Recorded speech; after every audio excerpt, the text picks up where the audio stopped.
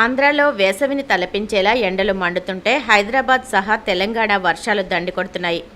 ఈరోజు హైదరాబాద్లో కుంభవృష్టిగా వర్షం కురిసింది. దీంతో వీధులు వాకులుగా మారాయి. కాలనీలు చెరువుల్లా మారాయి. కార్లు బైకులు నీట మునిగాయి. ఇక ట్రాఫిక్ జామ్లతో వాహనదారులు అష్టకష్టాలు పడ్డారు. భారీ వర్షానికి తోడు గంటకు 30 నుంచి 40 కిలోమీటర్ల వేగంతో గాలులు వీయడంతో హైడ్రా, జీహెచ్ఎంసీ బృందాలు అప్రమత్తమయ్యాయి. వందే భారత్ రైళ్లకు ఇకపై 15 నిమిషాల ముందు కూడా టికెట్లు బుక్ చేసుకునే సదుపాయాన్ని రైల్వే శాఖ కల్పించింది. మధ్యలో ఎక్కడైనా రైలు ఎక్కాలన్నా టికెట్ ఈజీగా దొరుకుతుంది. టికెట్ ముందుగా బుక్ చేయకపోయినా ఇప్పుడు అందుబాటులో ఉన్న ఖాళీ సీట్లు రియల్ టైంలో చూసి టికెట్ బుక్ చేసుకోవచ్చు. ఈ సౌకర్యం దక్షిణ రైల్వే పరిధిలో నడిచే 8 వందే భారత్ రైళ్లకు మాత్రమే వర్తిస్తుంది. తమిళనాడు, కేరళ, కర్ణాటక, ఆంధ్రప్రదేశ్లోని ప్రధాన నగరాల మధ్య ఈ రైళ్లు నడుస్తున్నాయి. ఫిర్యాదులకు ఆస్కారం లేకుండా రాజమహేంద్రవరం నగరంలో పారిశుద్ధ్య పనులను పక్కాగా నిర్వహించాలని జిల్లా కలెక్టర్, నగరపాలక సంస్థ ఇన్ఛార్జ్ కమిషనర్ పి. ప్రశాంతి అధికారులను ఆదేశించారు. పలు ఫిర్యాదుల నేపథ్యంలో జాంపేట మఠం వీధి సహా పలు ప్రాంతాల్లో నగర ఆరోగ్య శాఖ అధికారి వినూత్నతో కలిసి పర్యటించారు. ఇంటింటికి చెత్త సేకరణ 100% జరగాలన్నారు.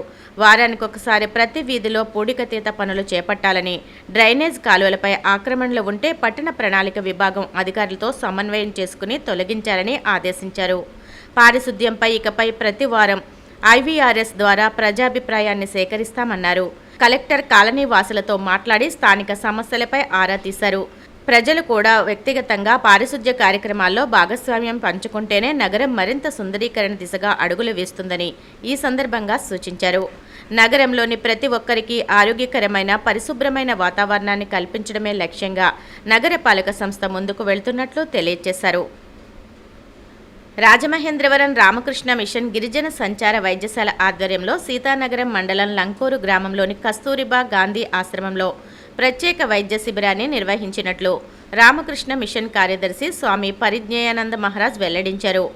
డాక్టర్ శ్రీనివాస్ రాయుడు, డాక్టర్ సత్యం రమేష్ బాబు ఈ వైద్య శిబిరంలో పాల్గొని సుమారు 300 మంది రోగులకు వైద్య సేవలు అందించారు. ఈ సందర్భంగా 104 మందికి వివిధ పరీక్షలు నిర్వహించారు. అలాగే పరమహంస యోగానంద నేత్రాలయ వేమగిరి సహకారంతో సుమారు 85 మందికి కంటి పరీక్షలు నిర్వహించి వారిలో 17 మందిని శుక్లాల ఆపరేషన్ నిమిత్తం వేమగిరి ఆసుపత్రికి తీసుకుని వెళ్లారు. 12 మందికి కళ్లజోళ్లు అందజేయాలని నిర్ణయించారు. ఈ శిబిరంలో పరమహంస యోగానంద నేత్రాలయం ప్రోగ్రాం మేనేజర్ నక్కా చంటిబాబు, కస్తూరిబా గాంధీ ఆశ్రమ ప్రతినిధి G. Sushila, Ramakrishna mission coordinator Kanumonu Srinivas, Yannamani Venkatanarayana పాల్గొన్నారు. ఎర్ర క్యాన్సర్ కణాల నిరోధం, కర్పూరంతో వైరస్ ద్వారా వచ్చే వ్యాధుల నివారణ అంశాలపై ఆదికవి నన్నయ యూనివర్సిటీ కెమిస్ట్రీ విభాగం నుంచి డాక్టర్ గెంజి సుకుమార్ పరిశోధన చేశారు. ఈ సందర్భంగా యూనివర్సిటీలో వీసీ ఆచార్య ఎస్. ప్రసన్నశ్రీ పీహెచ్డీ అవార్డు కాపిని సుకుమార్కి అందజేసి అభినందించారు. ఆయనకు గైడ్గా సిఎస్ఐఆర్ ఐఐసిటి మాజీ డైరెక్టర్ డాక్టర్ శ్రీవారి చంద్రశేఖర్, ఎక్స్టర్నల్ గైడ్గా ఆచార్య బి. జగన్మోహన్ రెడ్డి మార్గదర్శకత్వంలో పరిశోధన పూర్తి చేశారని వీసీ తెలిపారు. డాక్టర్ గెంజి సుకుమార్ మాట్లాడుతూ, తిరుపతిలోని వెంకన్నపాలెం గ్రామం నుండి తల్లిదండ్రులు, గురువుల ప్రోత్సాహంతో ఉన్నత విద్యలో రాణించి నేడు డాక్టరేట్ సాధించడం ఆనందంగా ఉందన్నారు. దివిసీమ గాంధీగా పేరొందిన మండలి వెంకటకృష్ణారావు శత జయంతి ప్రారంభోత్సవం నర్తన ఋషి డాక్టర్ సప్పా దుర్గాప్రసాద్ నేతృత్వంలో ఘనంగా జరిగింది. పలువురు మండలి వెంకటకృష్ణారావు చిత్రపటానికి పుష్పాంజలి సమర్పించి నివాళులర్పించారు. ఈ సందర్భంగా ఆయన మాట్లాడుతూ, దివిసీమ ఉప్పెన సమయంలో మంత్రి పదవిని కూడా వదిలేసి లక్షలాది మందిని ఆదుకున్నారని, నాగార్జున విశ్వవిద్యాలయం ఏర్పాటుకు కృషి చేశారని, ప్రపంచ తెలుగు మహాసభలు ఘనంగా నిర్వహించిన నిరాడంబరుడు, నిస్వార్థ ప్రజాసేవకుడు స్వర్గీయ మండలి వెంకటకృష్ణారావు శత జయంతి ఉత్సవాలు రాజమండ్రిలోని నటరాజ నృత్య నికేతన్లో ప్రారంభించడం తన పూర్వజన్మ సుకృతమని అన్నారు. ముఖ్య అతిథిగా విచ్చేసి నివాళులర్పించిన మాజీ ఎమ్మెల్సీ ఆదిరెడ్డి అప్పారావు ప్రసంగిస్తూ, దివిసీమ ఉప్పెనలో మండలి వెంకటకృష్ణారావు చూపిన చొరవ, సాహసం ఎవరూ మరవలేరని కొనియాడారు. సీనియర్ పాత్రికేయుడు VVS Krishnakumar, VT college Telugu శాఖాధిపతి డాక్టర్ పిబివి సంజీవరావు, భారత్ వికాస్ పరిషత్ మాజీ అధ్యక్షుడు పివిఎస్ కృష్ణారావు, దేశీయ వైద్య సంఘం కార్యదర్శి డాక్టర్ కలిశెట్టి సత్యనారాయణ, డాక్టర్ ఆదిమూలం లక్ష్మణరావు, చేతిరాత నిపుణుడు రాజేష్ ఖన్నా, డి శ్రీనివాస్, బీజేపీ నాయకుడు కరుటూరు శ్రీనివాస్, నటరాజ నృత్య నికేతన్ విద్యార్థులు, తల్లిదండ్రులు పెద్ద సంఖ్యలో పాల్గొని మండలి వెంకటకృష్ణారావు చిత్రపటానికి పుష్పాంజలి సమర్పించి నివాళులర్పించారు.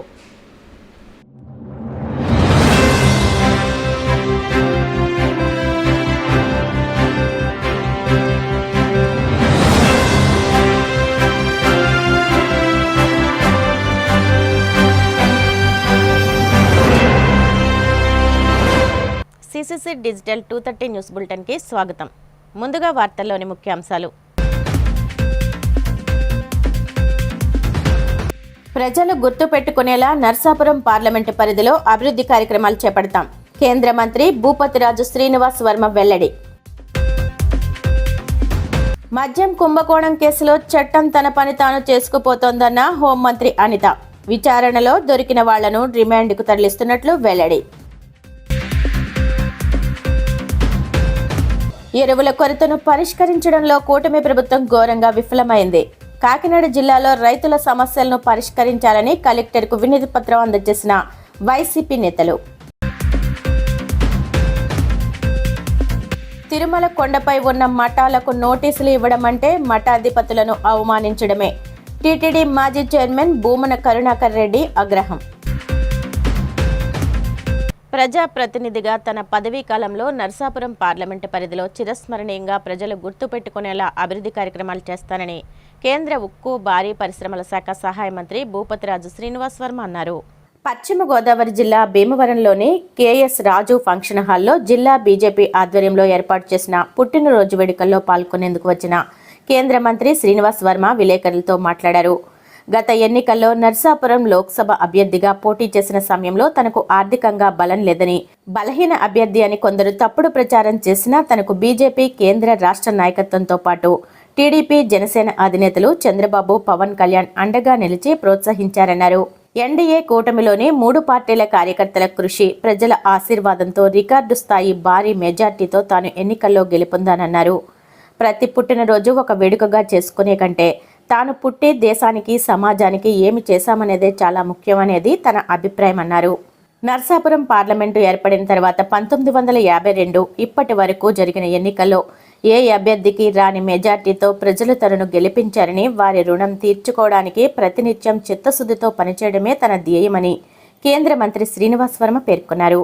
నేను మంత్రిగా బాధ్యతలు స్వీకరించాక గత సంవత్సరం అంటే నా మొదటి పుట్టినరోజును కూడా నా తండ్రి గారి అనారోగ్య కారణాల కాలంగా నియోజకవర్గంలో ఉండలేకపోయాను.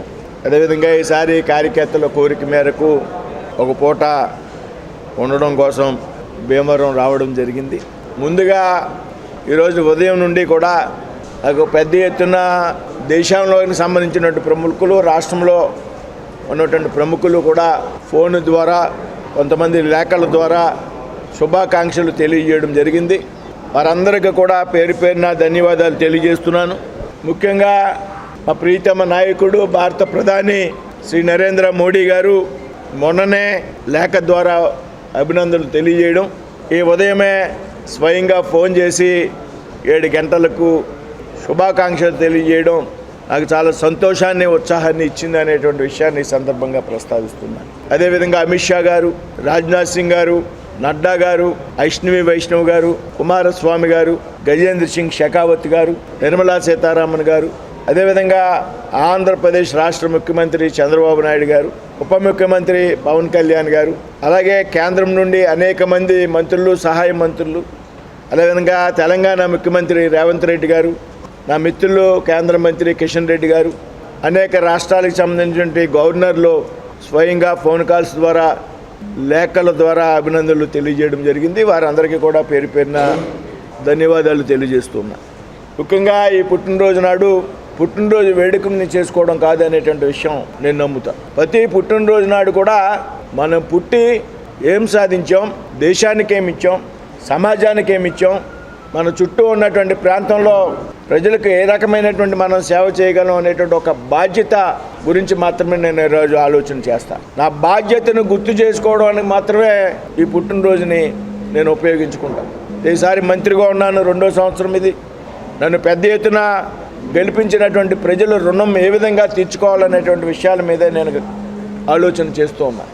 నరసాపురం పార్లమెంట్ నియోజకవర్గంలో 1952లో జరిగినటువంటి తొలి ఎన్నికల నాటి నుండి కూడా ఈనాటి వరకు ఎవరికి రానటువంటి ఒక పెద్ద మెజార్టీతో నన్ను గెలిపించినటువంటి నర్సాపూర్ పార్లమెంట్ ప్రజలకి వారి రుణం ఏ రకంగా తీర్చుకోవాలనేటువంటి విషయం మీద నిత్యం పనిచేస్తూనే ఉంటాననేటువంటి విషయాన్ని ఈ పుట్టినరోజు సందర్భంగా స్పష్టం చేస్తూ ఉన్నా. నన్ను పార్టీ నాయకత్వం ప్రోత్సహించినటువంటి విధానం, నా పార్టీ కేంద్ర నాయకత్వం నడ్డా గారు, అమిత్ షా గారు, నరేంద్ర మోడీ గారు, రాష్ట్రంలో ఉన్నటువంటి నాయకత్వం నన్ను ప్రోత్సహించి నన్ను అభ్యర్థిగా నిలబెట్టినప్పుడు కూటమి అభ్యర్థిగా, కూటమిలో భాగస్వాములుగా ఉన్నటువంటి తెలుగుదేశం జనసేన అధినేతలు చంద్రబాబు నాయుడు గారు, పవన్ కళ్యాణ్ గారు నన్ను ప్రోత్సహించినటువంటి విధానం మీ అందరికీ కూడా తెలుసు. అనేక అపోహలు, అవాకులు చవాకులు, వర్మ గారి దగ్గర ఎలక్షన్కి సరిపడా డబ్బు లేదు అని పెద్ద ఎత్తున ప్రచారం జరిగినప్పటికీ కూడా ఒక సుశిక్షితమైనటువంటి కార్యకర్తగా, 35 సంవత్సరాల పాటు రాజకీయాల్లో పనిచేసినటువంటి కార్యకర్తగా, గతంలో ఇక్కడ 2 సార్లు భారతీయ జనతా పార్టీ పార్లమెంటు సభ్యులను గెలిపించడంలో కీలకమైనటువంటి భూమిక పోషించినటువంటి వ్యక్తిగా, ఆ సమయంలో జిల్లా అధ్యక్షుడిగా ఉన్నటువంటి వ్యక్తిగా నేను అన్ని అంగులు సమకూర్చుకుని 7 అసెంబ్లీలో శాసనసభ అభ్యర్థులు ఎవరుతున్నారో నా మిత్రులు, వ్యక్తిగతంగా అందరూ స్నేహితులు, వారి యొక్క సహకారంతో నర్సాపూర్ పార్లమెంట్ చరిత్రలో లేనటువంటి, గతంలో లేనటువంటి మెజార్టీతో గెలిపింది అనేటువంటి విషయాన్ని ఈ సందర్భంగా స్పష్టం చేస్తూ, ఆ రోజు నుండి ఈ రోజు వరకు కూడా నన్ను గెలిపించినటువంటి నియోజకవర్గ ప్రజలకు ఏ విధంగా సేవ చేయాలి, ఏ విధంగా ఈ ప్రాంతాన్ని అభివృద్ధి చేయాలనేటువంటి ఆలోచనతోనే ముందుకు వెళ్తున్నాననేటువంటి విషయాన్ని సందర్భంగా స్పష్టం చేస్తున్నాను. ఇవాళ నా పుట్టినరోజు నాడు నేను ఇవాళ సగర్వంగా ప్రకటిస్తూ ఉన్నా, నర్సాపూర్ ప్రజలకు అంకితం చేస్తూ ఉన్నా. నిన్ననే గడ్కరీ గారు అమరావతిలో జరిగినటువంటి సభల్లో ప్రకటించడం జరిగింది. ఈ ప్రాంతంలో గత 10-12 సంవత్సరాలుగా పెండింగ్లో ఉండి కోర్టు కేసుల కారణంగా, టెక్నికల్ సమస్యల కారణంగా, కొంతమంది రాజకీయ నాయకులను రైతులను ప్రోత్సహించి రెచ్చగొట్టిన విధంగా కారణంగా గత 12 సంవత్సరాలుగా ఏదైతే ఆకువీడు దిగమరు 165 ఉండదో, ఆకువీడు దిగమరు 165 హైవే మాత్రమే కాదు, అది జిల్లా ప్రధాన కేంద్రమైనటువంటి భీమవరం నగరానికి సంబంధించి బైపాస్ కూడా ఆ ప్యాకేజీలో, ఆ ప్రాజెక్టులో ఉన్న విషయం మనంతా కూడా గుర్తు చేసుకోవాలి. ఇవాళ చుట్టుపక్కల అన్ని నగరాల్లో, రాష్ట్రంలో అన్ని ప్రధానమైన నగరాల్లో బైపాస్ నిర్మాణాలు పూర్తయ్యాయి. మన దగ్గర కూడా పూర్తయ్యాయి చాలా చోట్ల. కానీ దురదృష్టవశాత్తు భీమవరంలో నేను ఇందాక చెప్పినటువంటి కారణాలు అయితే ఉన్నాయో, ఆ కారణాల కారణంగా బైపాస్ నిర్మాణం భీమవరం పట్టణ ప్రజలకు కానీ, నియోజకవర్గ ప్రజలకు కానీ ఒక తీరని కలగా మిగిలిపోయింది అనేటువంటి విషయం ఈ సందర్భంగా మీరందరూ కూడా గుర్తు చేసుకోవాలి. అటువంటి సమయంలో గడ్కరీ గారు నన్ను ప్రోత్సహించినటువంటి విధానం, నేను నెగ్గాక మర్నాడే తండ్రి గారు కోమాలోకి వెళ్ళారు. నెగ్గిన మరుసటి రోజే నేను కేంద్రంలో నాయకులు ఎవరిని కలవలేకపోయా, మంత్రిగా బాధ్యతలు స్వీకరించాక. గడ్కరీ గారితో వ్యక్తిగతంగా మంచి సంబంధాలు ఉన్నాయి. ఆయన పార్టీ జాతీయ అధ్యక్షుడిగా పనిచేసినటువంటి సమయంలో నేను పార్టీ ఉమ్మడి జిల్లా అధ్యక్షుడిగా పనిచేశాను. తరచూ కలిసేటువంటి అలవాటు ఉంది. నా తండ్రి గారు హాస్పిటల్లో ఉన్నప్పుడు గడ్కరీ గారు ఫోన్ చేసి నన్ను పలకరించారు. ఆ తర్వాత 3 నెలల తర్వాత నేను గడ్కరీ గారిని కలిశాను. కలవడం లేట్ అయింది. సరే, ఈ పరిస్థితి దృష్ట్యా నేను దృష్టి పెట్టలేకపోయాను. మీరు తండ్రి గారు హాస్పిటల్లో ఉండగా నాకు చక్కటి మనోధైర్యాన్ని ఇచ్చారు అని నియోజకవర్గంలో పెండింగ్లో ఉన్నటువంటి ఏదైతే 165 ప్యాకేజ్, ఆకివీడు దిగమరు ప్యాకేజీ వయ్యా భీమవరం బైపాస్, అదేవిధంగా నర్సాపూర్ బైపాస్కు సంబంధించినటువంటి కోర్టు కేసులు ఆయన ప్రస్తావించినప్పుడు 6 నెలల్లో నీ తాలూకా పనులు పూర్తి చేస్తానని ఆయన ఇచ్చినటువంటి హామీ ఏదైతే ఉందో అది అమరావతి వేదికగా మొన్న 2వ తారీఖు నాడు, నిన్న కాక మొన్న 2500 కోట్లు దిగమర్రు ఆకివీడు ప్యాకేజీకి కేటాయిస్తున్నాం, త్వరలోనే పనులు ప్రారంభమవుతాయని ప్రకటించడం మీ అందరికీ గుర్తుంది. అంతక్రితం ఉన్నటువంటి ప్రపోజల్ని పూర్తిగా మార్చాం. ఏదైతే పాత కోర్టు కేసులు ఉన్నాయో దాని అలైన్మెంట్ పూర్తిగా మార్చాం. 2 లైన్ల రహదారిని 4 లైన్లు పెట్టాం. అందుకితం కేవలం 800 కోట్లు మాత్రమే ఖర్చు అయ్యేటువంటి సందర్భం 2 లైన్ల రహదారి కారణంగా. ఇవాళ 4 లైన్స్ పెట్టాం. Digamarru to Akividu 4 lines, Bhimavaram bypass అంతా కూడా 4 లైన్స్ వెళ్తుంది.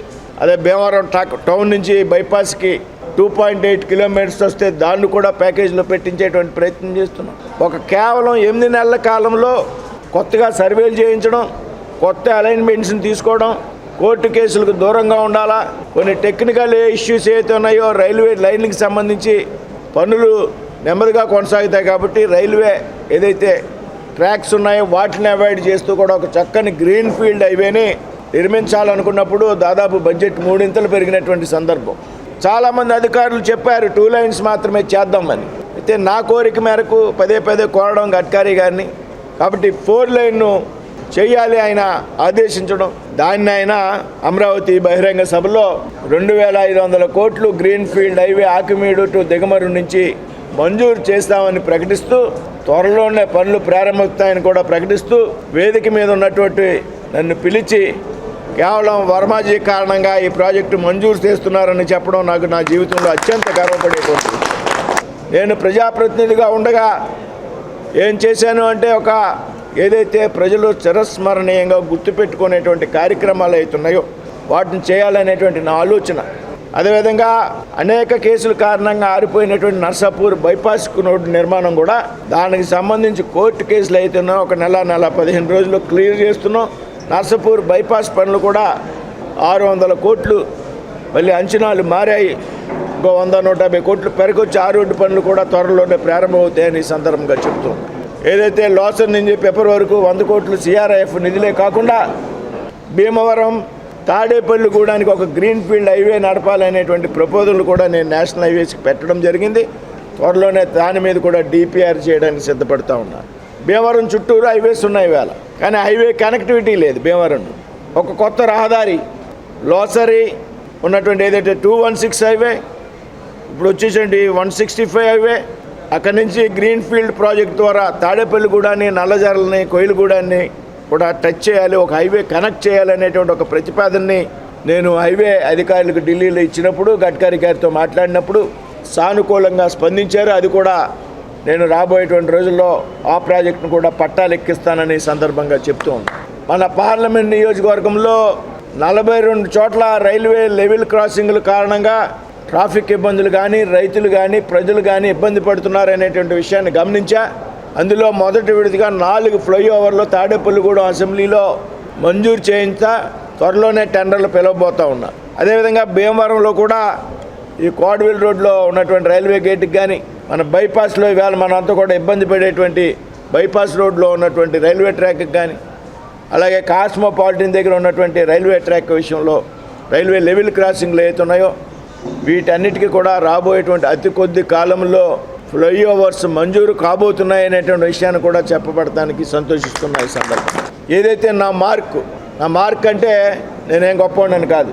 రాజకీయాల్లో ప్రజల ఇబ్బందులు తెలిసినటువంటి వ్యక్తి, కింద స్థాయిలతో ప్రజలతో కలిసి మమేకమై కలిసి పనిచేసినటువంటి వ్యక్తి, కార్యకర్తలతో కలిసి పనిచేసినటువంటి వ్యక్తి, స్థానిక సంస్థల నుంచి రాజకీయాల్లో అనుభవం ఉన్నటువంటి వ్యక్తి, ఢిల్లీ స్థాయిలో ప్రజాప్రతినిధిగా ఎన్నికైతే ప్రజల గురించి ఏ విధంగా ఆలోచన చేస్తాడు, సమస్యల పరిష్కారం కోసం ఏ విధంగా ప్రయత్నం చేస్తాము అనేటువంటి విషయాన్ని భవిష్యత్తులో నిరూపిస్తానని సందర్భంగా నేను తెలియజేస్తున్నా. ఈవేళ నేను పదవిలో ఉండడానికి ముఖ్యమైనటువంటి కార్యకర్తలు, భారతీయ జనతా పార్టీ కార్యకర్తలు, అనేక సంవత్సరాలుగా 35 సంవత్సరాలుగా 40 సంవత్సరాలుగా నాతో పాటు కలిసి పనిచేసినటువంటి కార్యకర్తలు, అదేవిధంగా కూటమిలో ముఖ్యమైనటువంటి పార్టీలు అయినటువంటి తెలుగుదేశం పార్టీ కార్యకర్తలు, అదేవిధంగా జన సైనికులు, ఈ 3 పార్టీల కార్యకర్తలు ఎవరుతున్నారో ఆ కార్యకర్తలకు, ఆ పార్టీ నాయకులకి అందరికీ కూడా పేరు పేరున ధన్యవాదాలు తెలియజేస్తున్న ఈ సందర్భంగా.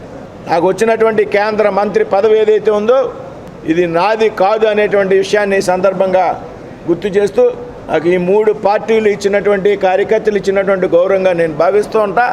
ఈ 3 పార్టీలకు సంబంధించి భారతీయ జనతా పార్టీ కార్యకర్తలే కాదు, అది తెలుగుదేశం పార్టీ కార్యకర్తలైనా, జనసేన పార్టీ కార్యకర్తలైనా వారి ప్రయోజనాలు కాపాడేటువంటి విషయంలో నేను ముందు ఉంటాననేటువంటి విషయాన్ని ఈ సందర్భంగా తెలియజేస్తూ, వీళ్ళ కూటమిలో ఉంటూ కూటమి యొక్క ధర్మాన్ని పాటిస్తూ కూటమిలో ఉన్నటువంటి పార్టీలను కోఆర్డినేట్ చేసుకుంటూ 3 పార్టీల కార్యకర్తలను సమన్వయపరుస్తూ పనిచేసుకోవడం పాటు భారతీయ జనతా పార్టీ కార్యకర్తలను కూడా ఏ విధంగా ప్రోత్సహించాలి, రాబోయేటువంటి కాలంలో ఈ ప్రాంతంలో భారతీయ జనతా పార్టీ ఎదగడానికి ఏ విధంగా ప్రయత్నం చేయాలనేటువంటి విషయం మీద కూడా నేను పనిచేస్తాను.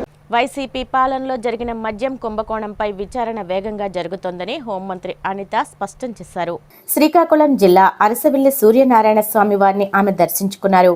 ఈ సందర్భంగా మీడియాతో మాట్లాడిన ఆమె మద్యం కుంభకోణం కేసులో చట్టం తన పని తాను చేసుకుంటూ పోతుందన్నారు. విచారణలో దొరికిన వాళ్లను రిమాండ్కు తరలిస్తున్నట్లు తెలిపారు.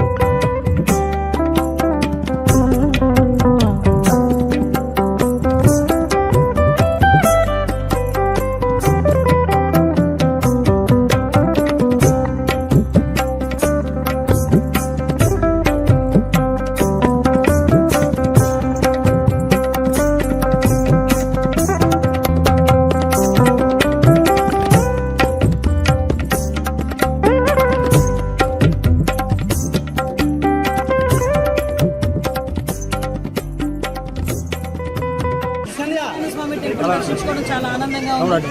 అటు ఆదివారం పూట సూర్య భగవాన్ దర్శనం అనేది చాలా మహద్భాగ్యంగా భావిస్తారు. ఆరోగ్యానికి, ఐశ్వర్యానికి, అన్నిటికీ కూడా ఈరోజు మన సూర్య భగవాన్ ప్రార్థించుకుంటే మంచి జరుగుతుందని చెప్పి అందరూ కూడా చెప్పడం. ఈరోజు ప్రతి వారం కూడా ఆదివారం అయ్యేసరికి ఎక్కువగా ఉంటుంది. ఈసారి కూడా సూర్య భగవానికి ఆ సూర్యకిరణాల తాకిడి కూడా ఓవరాల్గా ప్రతిష్టాకరమైన ఒక సూర్య భగవాన్ టెంపుల్ దర్శించుకోవడం చాలా ఆనందంగా ఉంది. స్వామివారి ఆశీస్సులు అదేవిధంగా పూజలు ఒకసారి మీరు అర్థం చేసుకోవాలి. లోగో పైకి వాళ్ళ ఎంక్వైరీ వాళ్ళు చేస్తున్నారు.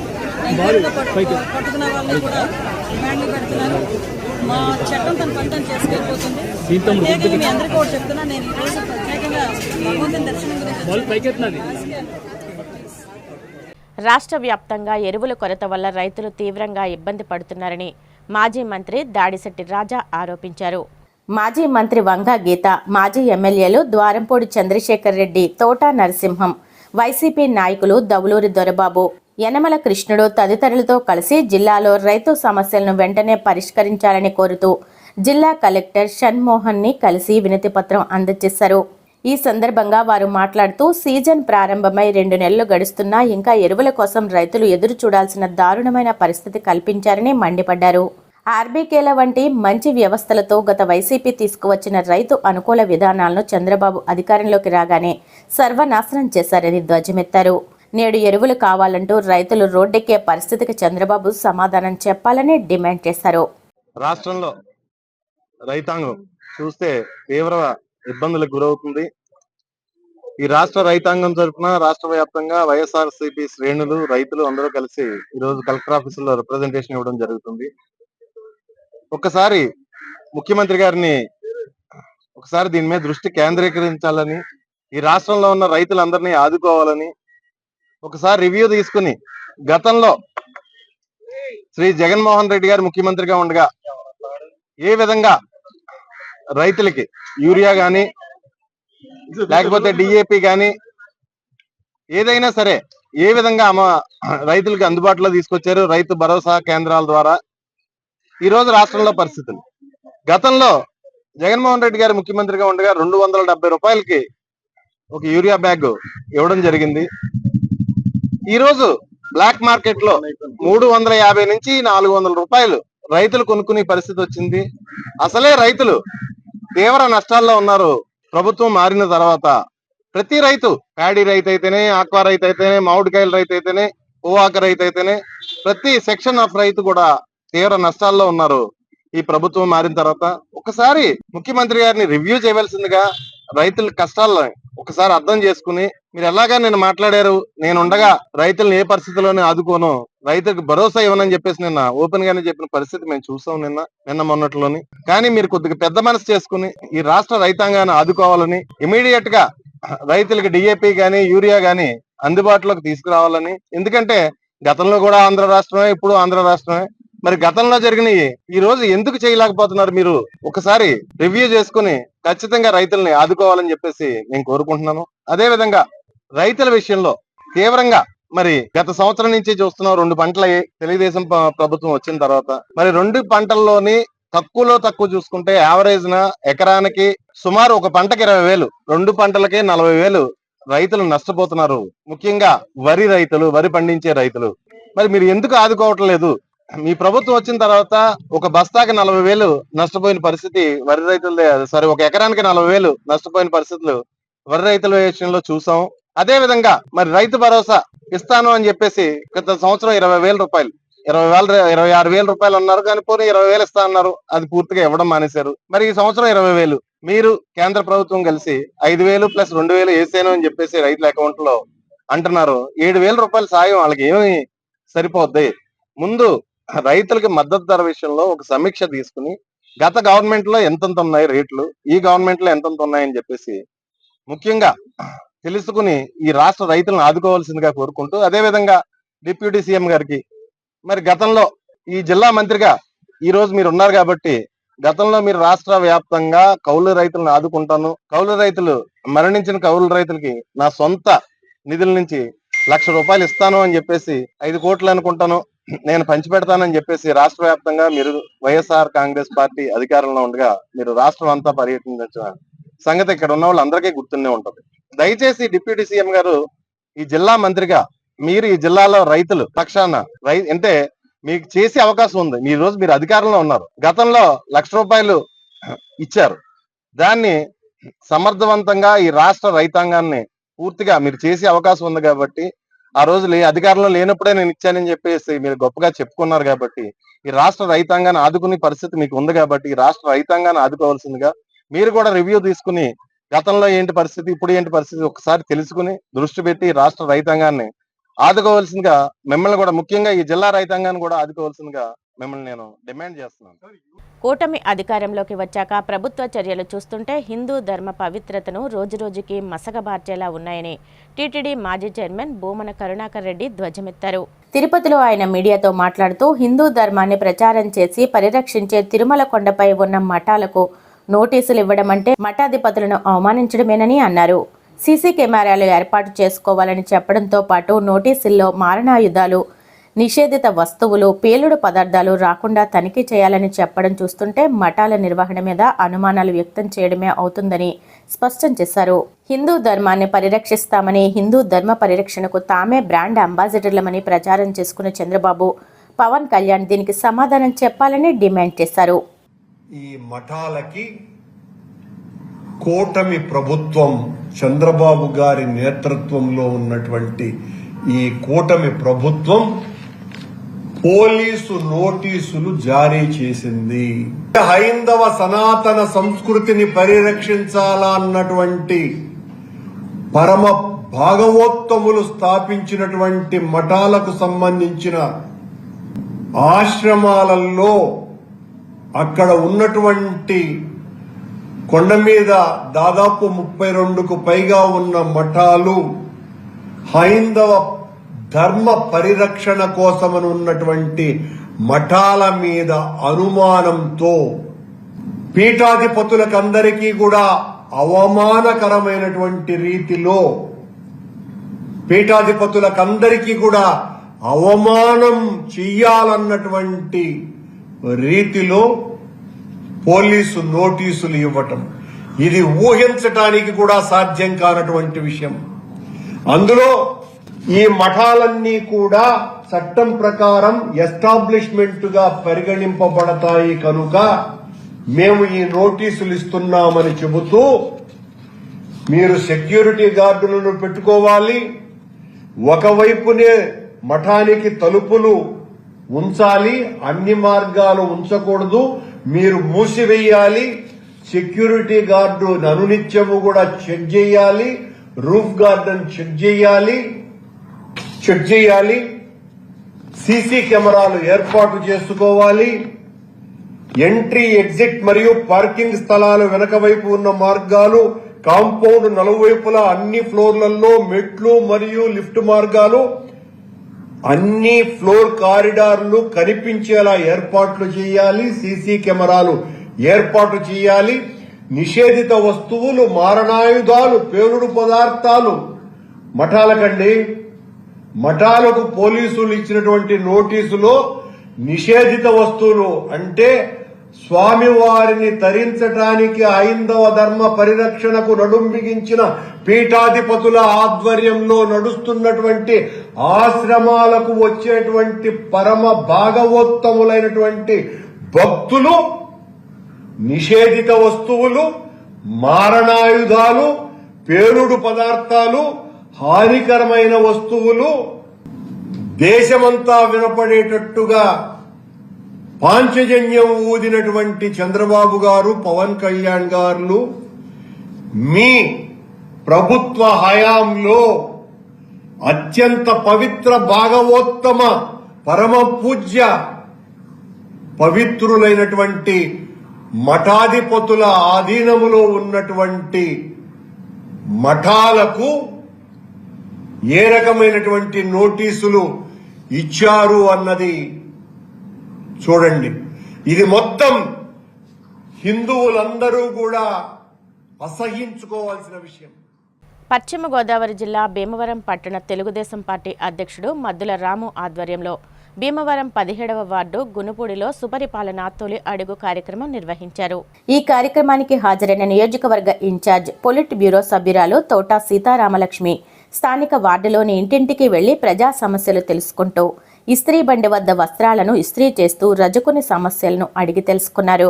ఈ సందర్భంగా ఆమె మాట్లాడుతూ అన్నదాత సుఖీభవ, పీఎం కిసాన్ యోజన పథకాన్ని అందుకున్న రైతులు ఆనందాన్ని వ్యక్తం చేస్తూ వ్యవసాయ పనులు ప్రారంభించారని, అన్నదాతలకు ఎన్డీఏ కూటమి ప్రభుత్వం అండగా నిలుస్తుందన్నారు. టీడీపీ రాష్ట్ర కోశాధికారి మెంటే పార్థసారథి మాట్లాడుతూ ఈ నెల 15వ తేదీ నుండి మహిళలకు ఆర్టీసీ బస్సులలో ఉచిత ప్రయాణ సౌకర్యాన్ని కూటమి ప్రభుత్వం ప్రారంభించనుందని తెలిపారు.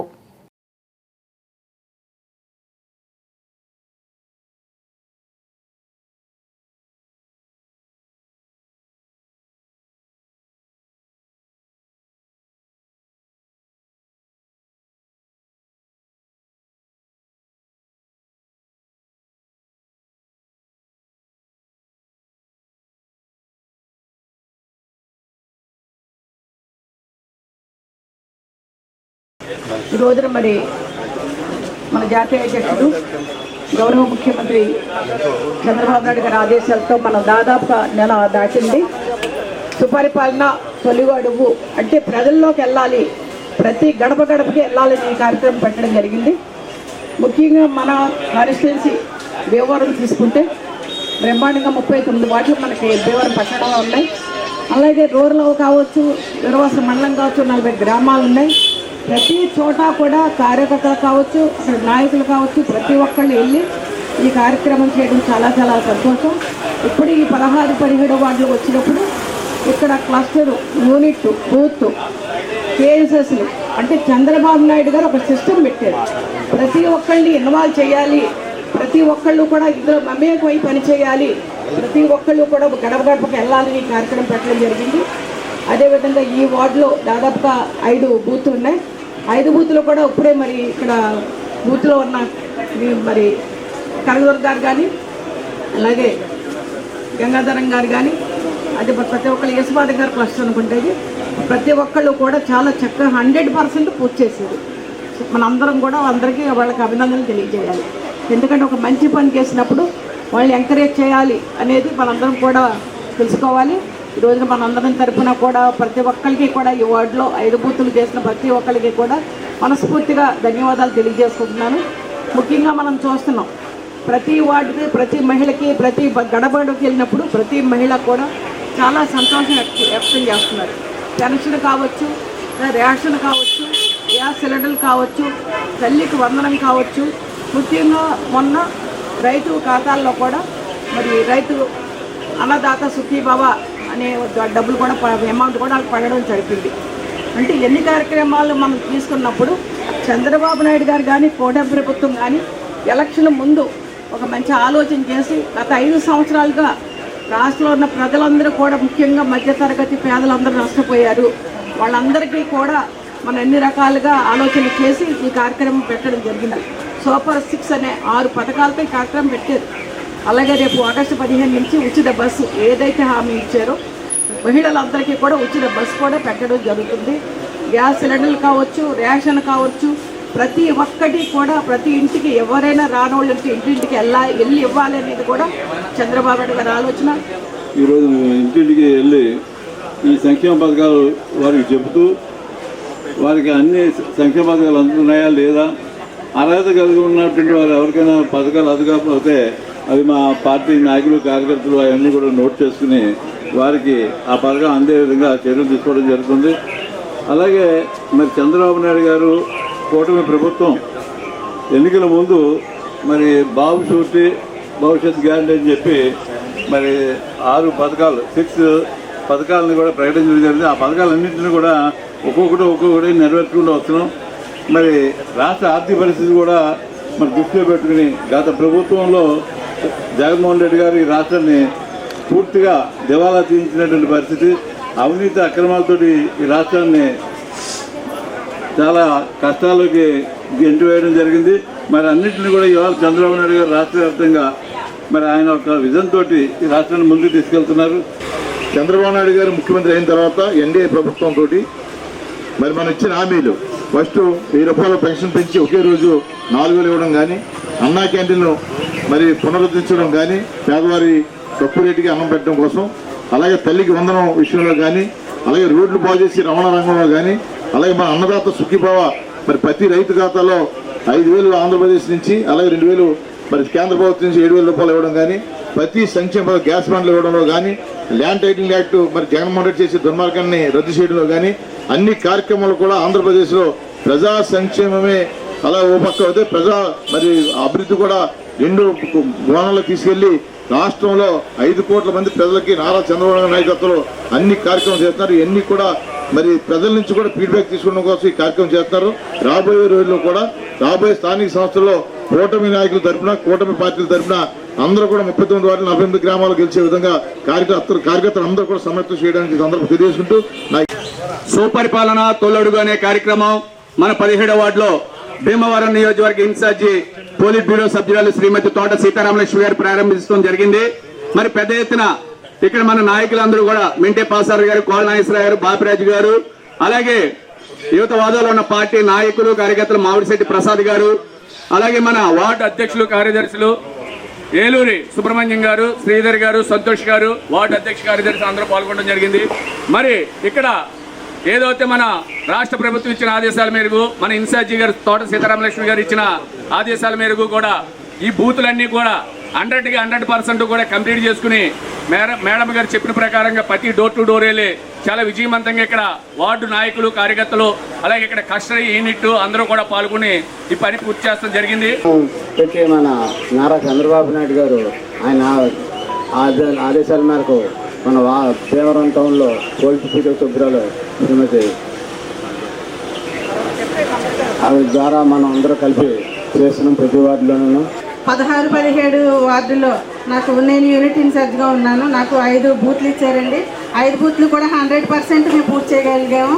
దానికి వార్డు బూత్ ఇన్ఛార్జీలు అందరికీ కూడా సహకరించారు. వాళ్ళందరికీ కూడా ప్రత్యేక ధన్యవాదాలు తెలియజేసుకుంటున్నాను. ఇచ్చిన టైం అన్నది కాలంలోనే అతి తొందరలోనే 5 బూత్ కన్వీనర్లు కూడా పూర్తి చేయడం జరిగింది. నిజంగా చాలా సంతోషంగా ఉందండి నాకు. అదేవిధంగా మేము ప్రజల వద్దకు వెళ్తుంటే తెలుగుదేశం యొక్క గొప్పదనాన్ని, కూటమి యొక్క ప్రభుత్వం యొక్క గొప్పదనాన్ని అందరూ తెలియజేస్తున్నారు. అలాగే ఈ వార్డులో సమస్యలు కూడా మేము రాసుకోవడం జరిగింది. అలాగే అన్నీ కూడా అమలు పరుస్తామని, అదేవిధంగా ఈ వార్డు 16వ వార్డులో ఈ నెలలో 3 కొత్త పెన్షన్లు రాయడం జరిగింది. వాళ్ళకి కొత్త పెన్షన్లు అందజేయడం జరిగింది. అలాగే ఎల్లవేళ ప్రభుత్వం, కూటమి ప్రభుత్వం ఎల్లవేళ ప్రభుత్వం ప్రజలు అన్నంటే ఉంటుందని తెలియజేసుకుంటూ సెలవు తీసుకుంటున్నాం. సుమారుగా మేము ప్రతి ఇంటికి కూడా వెళ్ళి ఈ ప్రభుత్వ సంక్షేమ కార్యక్రమాలు ఏవైతే ఉన్నాయో, తల్లికి వందనం, పెన్షన్ పథకం, అలాగే రేపు ఆగస్టు 15వ తారీఖు ప్రారంభించబోయేటువంటి ఈ ఆర్టీసీ బస్ ఫ్రీ పథకం అనేటువంటి పథకాల గురించి చెప్తున్నప్పుడు వీరందరి నుంచి వస్తున్నటువంటి ప్రతిస్పందన చాలా అద్భుతంగా ఉంది. ముఖ్యంగా ఎంతో ప్రతిష్టాత్మకంగా తీసుకున్నటువంటి తల్లికి వందనం పథకం చాలా వరకు కూడా ఈ రోజున ఈ వార్డులో చాలా మందికి రావడం, కొత్తగా ప్రవేశపెట్టినటువంటి స్పౌజ్ లో ఒక 5 సుమారుగా ఈ వార్డులో పెన్షన్స్ మంజూరు అవడం, ఈ తెలుగుదేశం పార్టీ నుంచి మాకు ఇంత గొప్ప అవకాశం ఇచ్చినందుకు శ్రీ నారా చంద్రబాబు నాయుడు గారికి ప్రత్యేక ధన్యవాదాలు తెలియజేసుకుంటూ, డోర్ టు డోర్ వెళ్తున్నప్పుడు వారు మాకు ఇస్తున్నటువంటి యొక్క స్వాగతాన్ని చూస్తే ఇది నిజంగా ఏంటంటే ఈ గత 5 సంవత్సరాల్లోనూ ప్రజలు ఎంత ఇబ్బందులు పడ్డారు, ఈ రోజున ఎంత ఆనందంగా ఉన్నారనే విషయాన్ని వీరందరి మధ్యలోంచి చూస్తూ చాలా గర్వంగా ఉంది. ఈ రోజున ఒక పార్టీ కార్యకర్తగా ఈ రోజున ఈ వార్డులో తిరగడానికి చాలా గర్వంగా ఫీల్ అవుతున్నాం. వార్తలు ముగించే ముందు ముఖ్యాంశాలు మరొకసారి. ప్రజలు గుర్తు పెట్టుకునేలా నర్సాపురం పార్లమెంటు పరిధిలో అభివృద్ధి కార్యక్రమాలు చేపడతాం. కేంద్ర మంత్రి భూపతిరాజు శ్రీనివాస్ వర్మ వెల్లడి. మద్యం కుంభకోణం కేసులో చట్టం తన పని తాను చేసుకుపోతోందన్న హోంమంత్రి అనిత. విచారణలో దొరికిన వాళ్లను రిమాండ్కు తరలిస్తున్నట్లు వెల్లడి. ఎరువుల కొరతను పరిష్కరించడంలో కూటమి ప్రభుత్వం ఘోరంగా విఫలమైంది. కాకినాడ జిల్లాలో రైతుల సమస్యలను పరిష్కరించాలని కలెక్టర్కు వినతి పత్రం అందజేసిన వైసీపీ నేతలు. తిరుమల కొండపై ఉన్న మఠాలకు నోటీసులు ఇవ్వడం అంటే మఠాధిపతులను అవమానించడమే. టీటీడీ మాజీ చైర్మన్ భూమన కరుణాకర్ రెడ్డి ఆగ్రహం. ఈనాటి సిసిసి డిజిటల్ 230 న్యూస్ బులెటిన్ ఇంతటితో సమాప్తం.